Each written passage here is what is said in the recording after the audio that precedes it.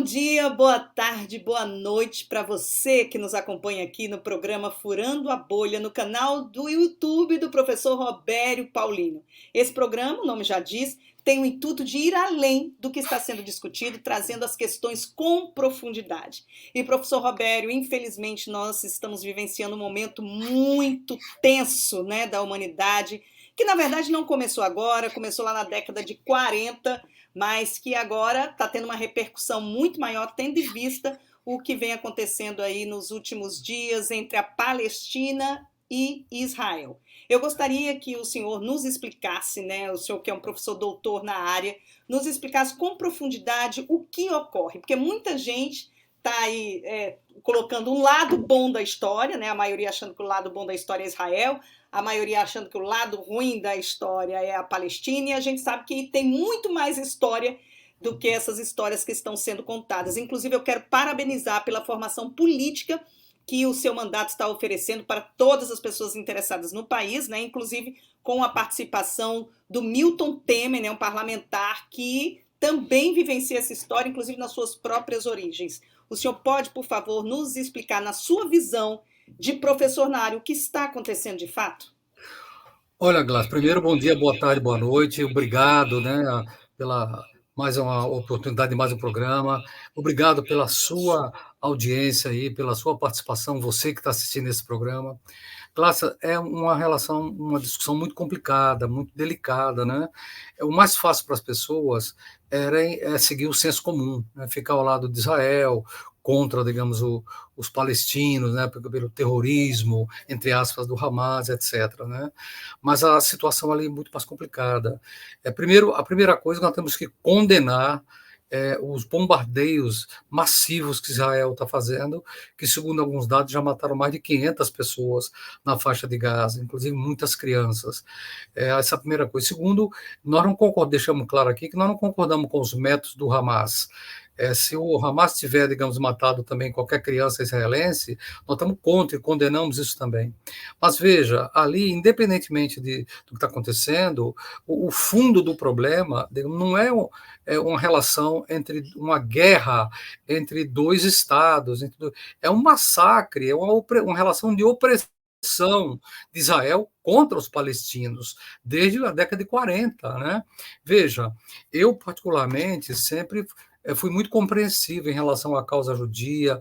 Os judeus foram perseguidos por Hitler, morreram 6 milhões de judeus na Segunda Guerra Mundial, nos campos de concentração, entre os quais 1 milhão de crianças judias. Eu tenho uma admiração muito grande pelo povo judeu, mas uma coisa é a luta do povo judeu, outra coisa é a causa sionista.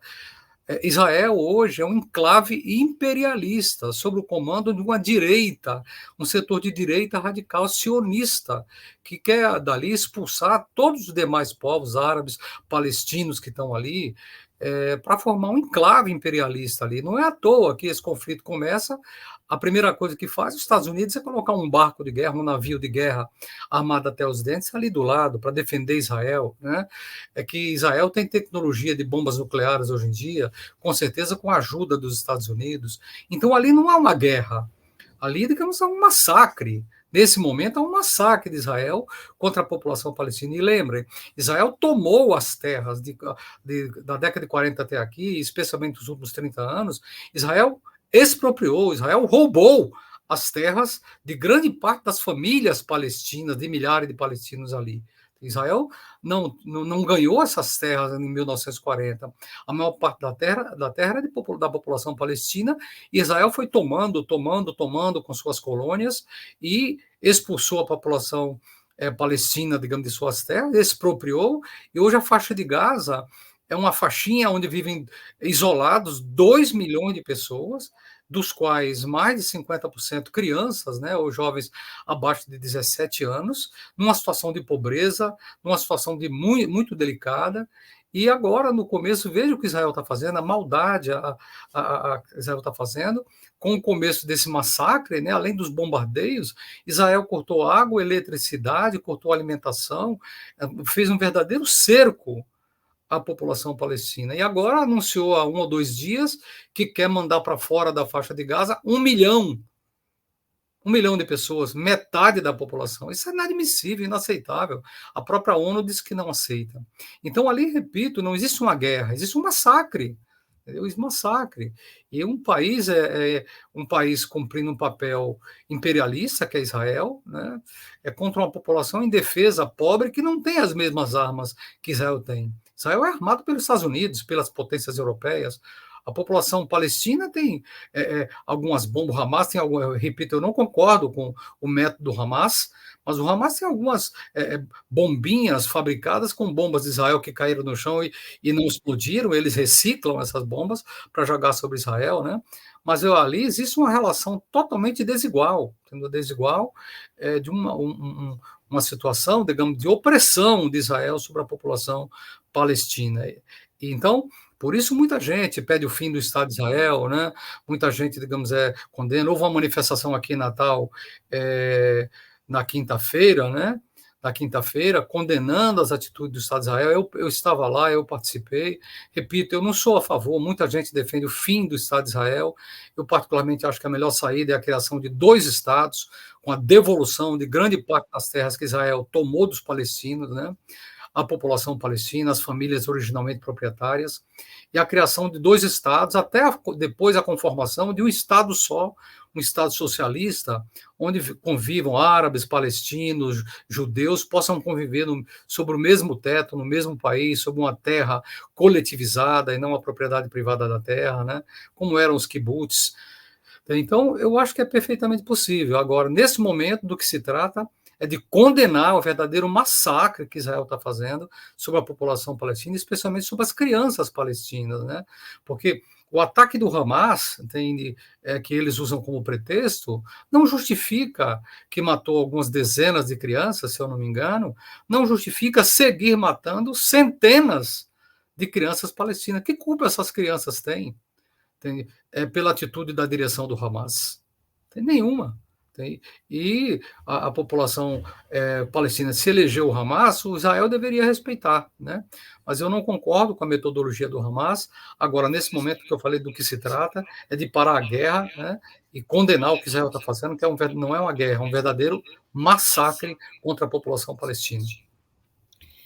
Roberto, é algo realmente muito preocupante, né? A gente fica assistindo aí as notícias e cada vez mais assustados, até porque envolvem muitos outros países. Israel fica ali no meio do planeta, né? Num lugar de muita importância estratégica, geopolítica, e realmente é muito preocupante.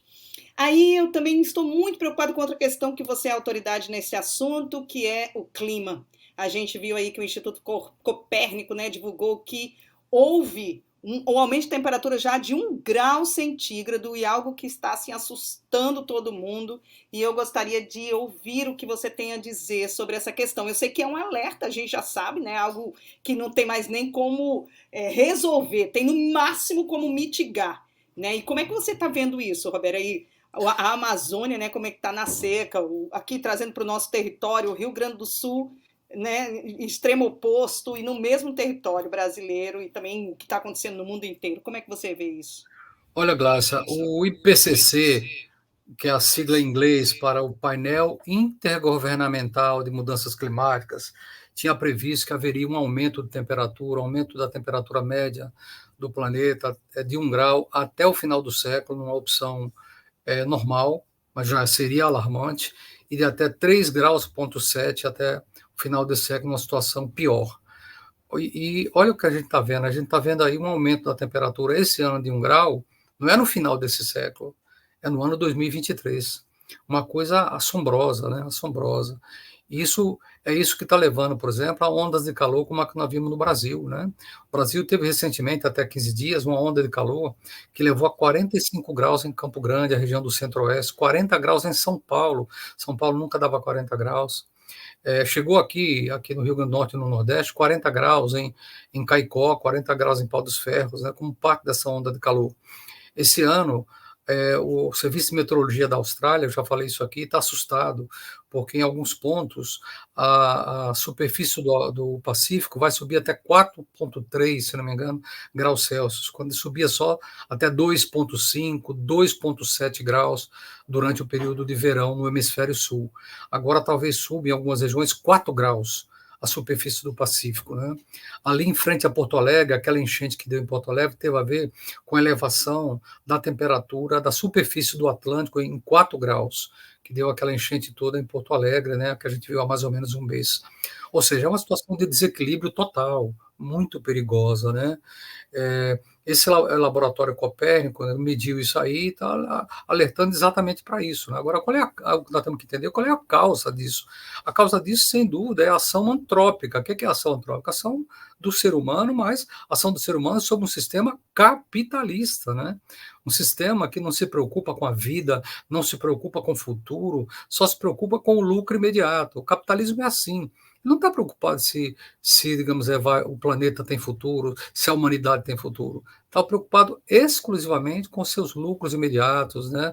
Com essa renda imediata, com os bilhões ou trilhões que está ganhando, os grandes banqueiros aumentando sua fortuna, os acionistas ganhando, né, o rendimento, distribuindo rendimento para os milionários. Então é uma coisa triste, né? Esse sistema do capital, esse sistema capitalista que só visa o lucro, não tem qualquer preocupação com a vida no planeta, com o futuro da vida no planeta. E o que nós estamos vendo, esse aumento da temperatura, é mostrado pelo Laboratório Copérnico, é a consequência desse sistema, né? Um sistema cego, entendeu? Cego, surdo, que o sistema capitalista que só pensa no lucro, no rendimento, e não está preocupado com a vida e com o futuro da vida no planeta. É lamentável, né? Isso ameaça a vida das futuras gerações, né? Das futuras gerações humanas e do restante da vida no planeta, de outras espécies, né? O planeta está fervendo aí agora, muito antes das previsões, como eu falei, do IPCC, do painel intergovernamental, né, da ONU. Então é muito delicada a situação, muito delicado. Por isso, o nosso projeto aqui, né, do Rio Grande do Norte, a gente está aí tentando plantar alguns milhões de árvores no nosso sertão, enquanto dá tempo, né, para ir na direção contrária. E alertar as pessoas que é necessário controlar o consumo, controlar as compras. Será que a gente precisa de comprar tudo que a gente compra, o número de sapatos que a gente compra, o número de roupas que a gente compra, o número de um monte de coisa que a gente compra, tem que trocar o celular todo ano, né, por um modelo mais novo? Será que precisa mesmo? Trocar, digamos, será que a gente precisa de todas as roupas que a gente tem, né?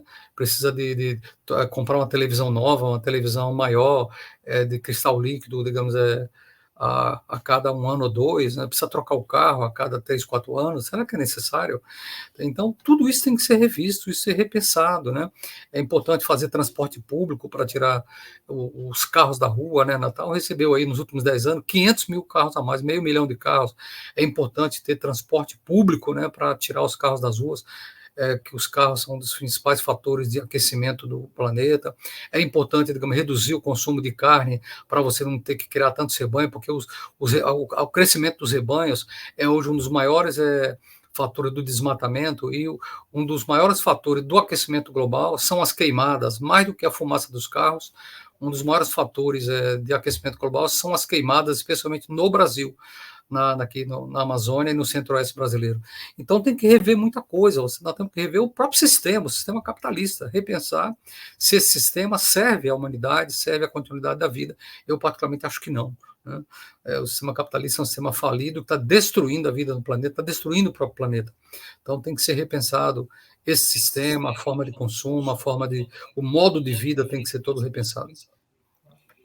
Professor, outra coisa importante também foi que nesta semana aconteceu uma manifestação aqui em Natal em relação à população solicitando a criação de uma empresa pública de transporte que foi inclusive proposto pelo senhor, né, na Câmara Municipal, que não aprovou como projeto de lei, mas indicou que o prefeito fizesse essa criação da empresa pública de transporte até para ver, né, como funcionaria e para dar uma alternativa, já que do jeito que está aí não está funcionando de jeito nenhum.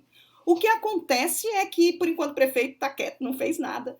E eu queria saber o que o senhor acha que está acontecendo. Se o senhor acha que há uma chance de que essa empresa seja criada e como é que ela poderia ser criada para que não onerasse, né, nas questões também da prefeitura, que a gente sabe que tem toda essa necessidade da segurança, né, fiscal.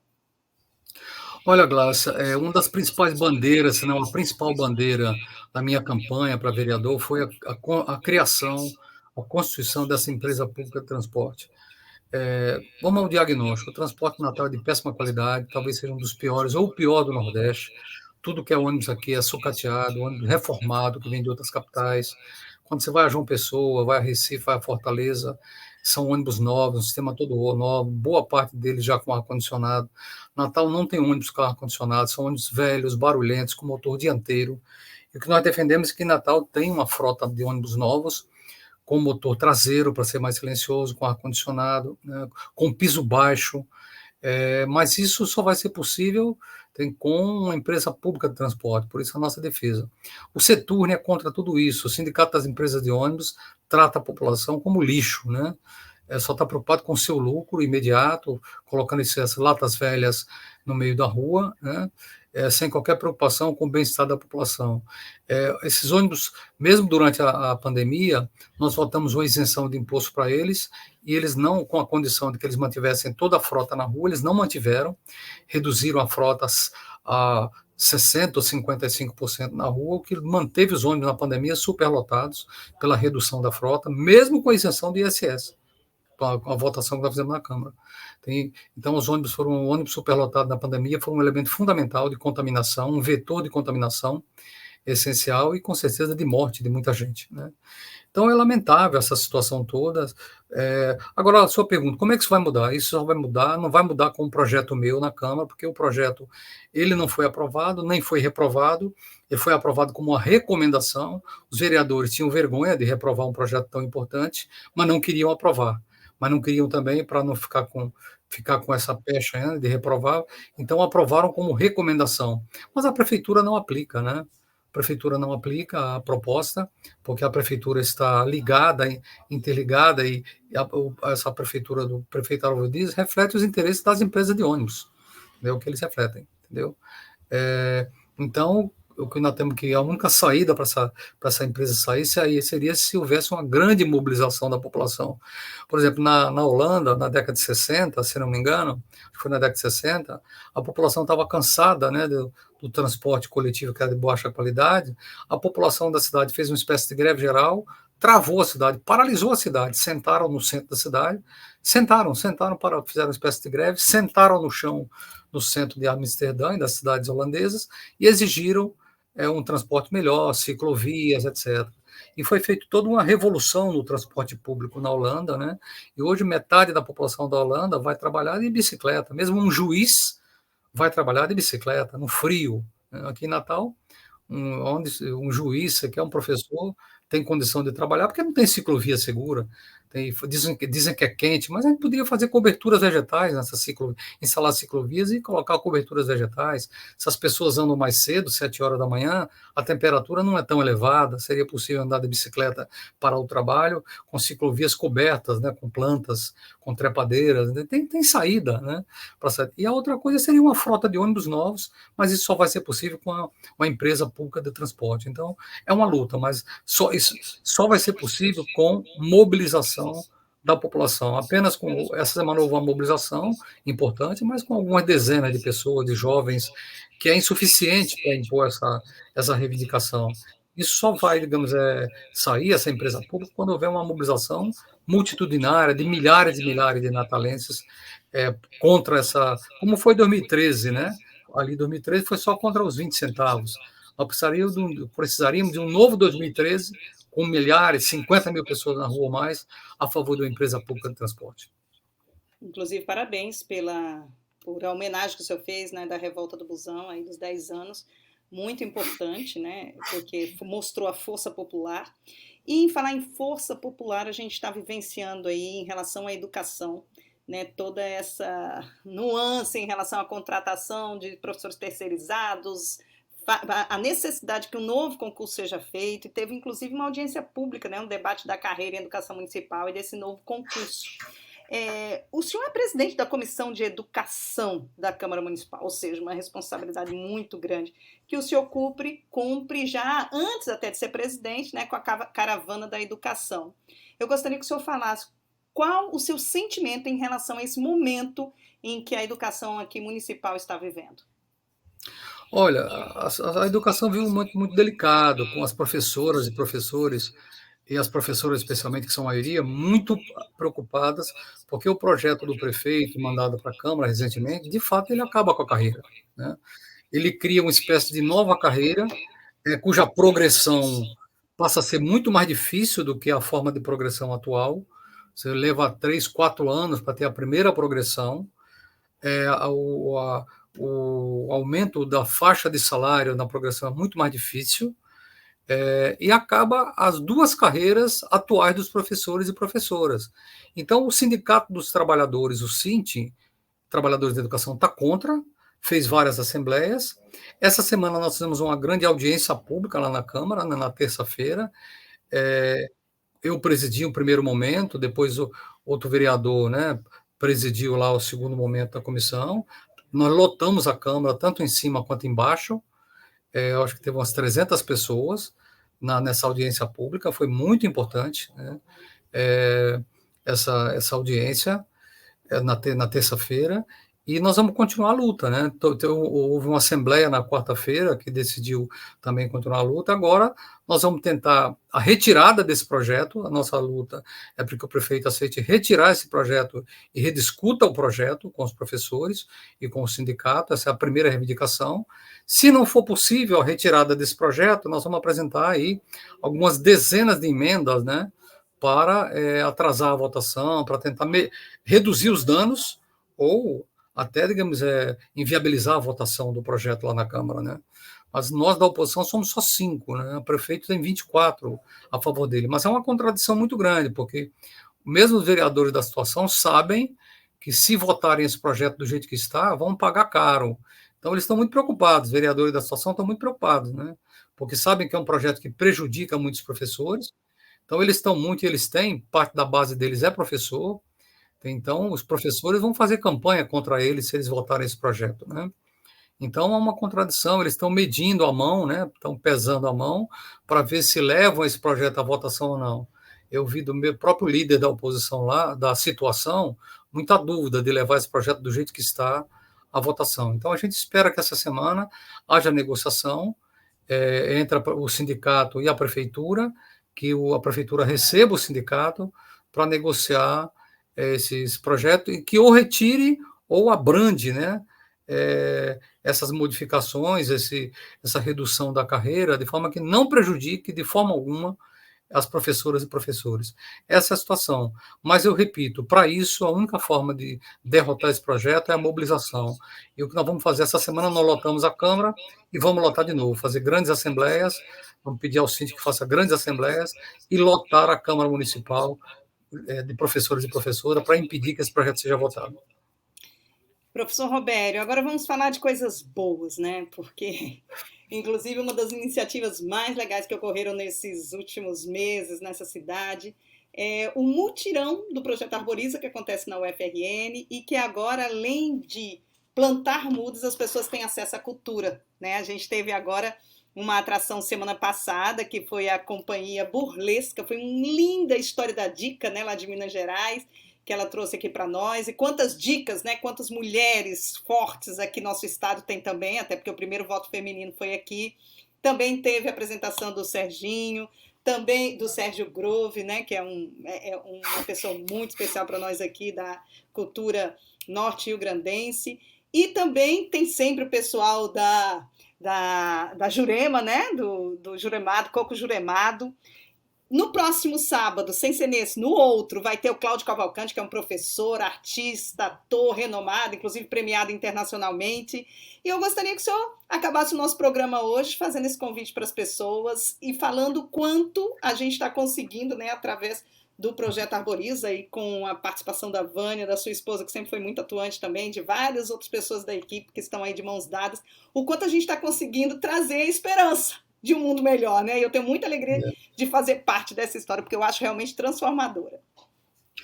Glaucia, eu estou muito feliz, porque quando eu e a minha companheira, minha esposa Vânia, começamos esse projeto, há 10, 12 anos, éramos poucas pessoas, né?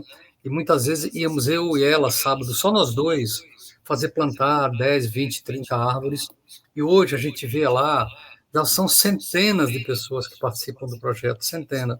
Nem todo sábado vão todos, Mas todo sábado vão 50, 60, 100 pessoas, né, que estão aparecendo todo sábado, mas o projeto como um todo já envolve aí 300 ou 400 pessoas, ativistas que estão participando, e aparece, uma parte deles aparece todo sábado, com um gostoso café coletivo, a gente toma primeiro, né, a UFRN está nos cedendo jardineiros, o reitor Daniel tem apoiado integralmente o nosso projeto e manda jardineiros, ela libera os jardineiros através da Superintendência de Infraestrutura da UFRN. Todo sábado a gente tem os jardineiros lá e com os voluntários a gente faz um café coletivo primeiro e depois a gente senta a pua, mete a mão na massa a produzir centenas ou até milhares de mudas num sábado, num único sábado, às vezes sai produzir lá 1.000 mudas ou até 2.000 mudas, a depender do número de pessoas que apareceram. Isso é muito grande, entendeu? Muito grande. Você tem noção o que são 1.000 mudas? Parece pouquinho, mas 1.000 mudas é como arborizar uma avenida de 10 quilômetros de extensão com uma muda de 10 em 10 metros. É muita coisa, é muita coisa. Como mudas, 1.000 mudas, é um muda suficiente para fazer uma floresta, uma pequena floresta. Então, eu estou muito feliz que o projeto esteja crescendo tanto e muito rápido. E agora está crescendo não só aqui em Natal, está crescendo com a multiplicação dos viveiros. Nós já temos um viveiro agora lá no Bosque Nivaldo Calixto do IFRN Central, ali em frente ao Midway, né? Toda sexta-feira pela manhã tem um mutirão lá. Agora temos viveiro no IF de Seramirim, estamos montando viveiro, vamos montar viveiro em todos os IF do estado. E eu quero convidar aqui mais uma vez as pessoas, inclusive, para a segunda conferência Potiguar, Assembleia Permanente do Clima, onde a gente discutiu o plantio de 5 milhões de árvores no estado e vamos discutir como implementar isso, montando viveiros em todo o estado. Vai ser dia 7 de dezembro, em Mossoró, na UFES ou na UERN. A gente está para definir onde vai ser o local, o auditório, que vai abrigar a segunda ASCOP, Assembleia Permanente do Clima do Rio Grande do Norte, no qual a gente vai discutir como implantar a questão do plantio, a questão desses 5 milhões de árvores, a questão do tratamento dos resíduos sólidos, né? Tem muita coisa a fazer. Então, eu estou muito feliz, dizer que eu estou muito feliz. Quero convidar as pessoas para todo sábado virem aqui no nosso viveiro da UFRN, ali atrás do Xixila, né? Tomar um café conosco a partir das 8 horas e sentar a pua, meter a mão na massa e produzir mudas, né? Muita gente, traga as crianças, traga os animaizinhos, né? Pode trazer animaizinhos pequenos, pode trazer aqui para o viveiro, né? Pode trazer a mãe, o pai, tem muitos idosos que estão vindo aqui, porque o campus é muito agradável no final de semana, eles vêm aqui, relaxam, tiram o chinelo, né? A criança, os idosos tiram o chinelo, é uma coisa muito agradável, muito alegre, o campus no final de semana. Então, eu estou muito feliz com o crescimento desse projeto e ligando aqui com o primeiro, né, com o segundo ponto do aquecimento de 1 grau aí da atmosfera, é a gente correndo na direção contrária. Enquanto alguns destroem, alguns desmatam, a gente planta, a gente produz mudas e planta. Hoje mesmo, Glaucio, eu fui fazer uma caminhada matinal e coletei centenas de sementes de pau-brasil e de ipê roxo. Eu cheguei em casa com muita felicidade, com um saco cheio de sementes que nós vamos levar amanhã para o viveiro, né? Então é isso me deixa feliz, né? Porque a gente tem que mostrar às pessoas que é necessário não só ter consciência do problema ambiental, mas a consciência verdadeira quando a gente passar a agir, né? Concretamente, digamos, a contrapor o que está acontecendo, essa degradação, essa destruição que está acontecendo. Então é isso, o projeto está indo muito bem, está crescendo, e eu quero convidar todas e todos a se fazerem presentes todo sábado, ali atrás do Xixila, no campo central da UFRN. Professor Robério Paulino, mais uma vez aqui juntos, nosso 11º programa, né? E é sempre uma alegria poder entrevistar uma pessoa que eu acredito.